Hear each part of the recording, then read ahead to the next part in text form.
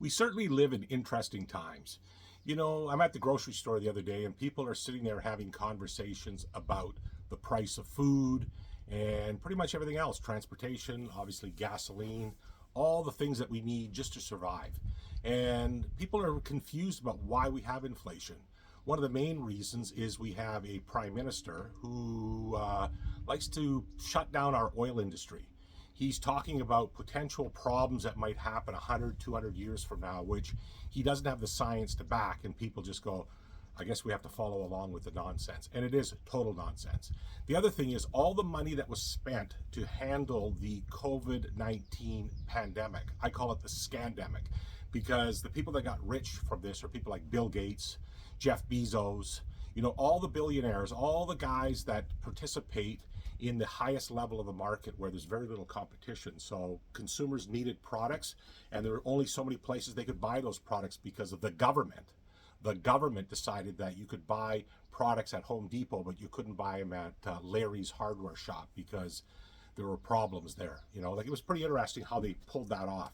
But at the end of the day, why do we have inflation? So we have governments, corrupt governments around the world that are putting unfair taxes, taxes that they can't substantiate on basic things like fuel and energy, so it drives the price of everything up. And then everybody has to mark up from there because their employees aren't going to work for free. It costs more to come to work. It costs more to buy a car. It costs more to put gas in the car. It costs more for groceries. So we all start, you know, having to pull more from the economy, and it hurts all of us.